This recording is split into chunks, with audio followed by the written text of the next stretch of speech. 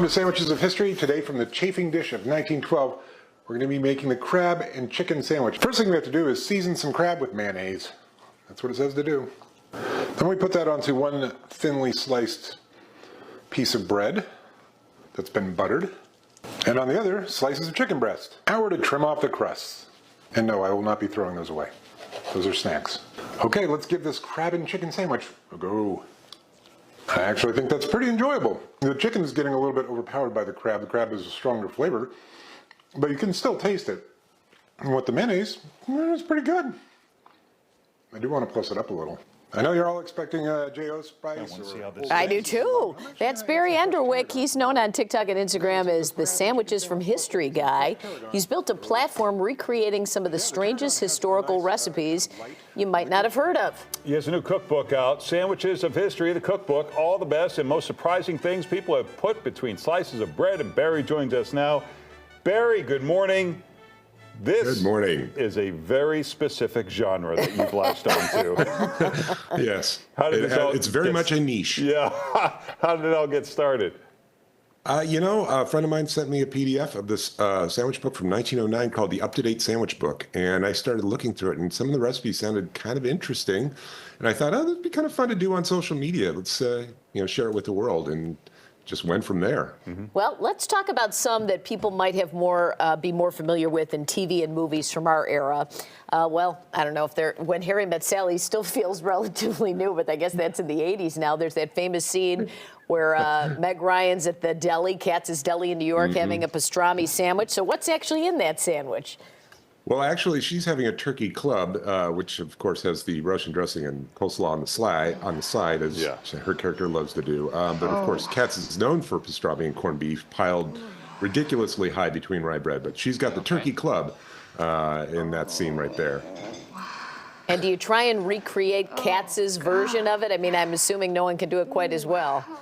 I have done some sandwiches from television and film history, but not that one yet. Okay. All right. The Breakfast Club, Ali Sheedy's character, what is she eating? She takes off the olive loaf that was provided to her by her parent or parents and proceeds to replace it with Pixie Sticks, Sugar Snack, and Captain Crunch. Oh, that's right. And the reactions by the others are what you'd expect. I have not recreated that one yet either. I forgot about that. I did too. In Friends, I remember that scene with David Schwimmer where it's the post-Thanksgiving sandwich where he has the moist maker bread in between to keep it fresh. Have you done that one? Yes, I have, and I love it. It is fantastic. In fact, I did a recipe remix on it where I made bread from waffles and use that as the bread in the sandwich, and it's just a delicious sandwich. I highly recommend everyone make it.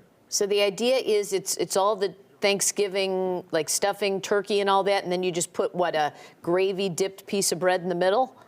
Well, gravy soaked. It's got to be pretty well soaked, but yes. And you get basically the entire Thanksgiving dinner in one go. And it's fantastic. That sounds great. All right, the Larry David sandwich, what's that?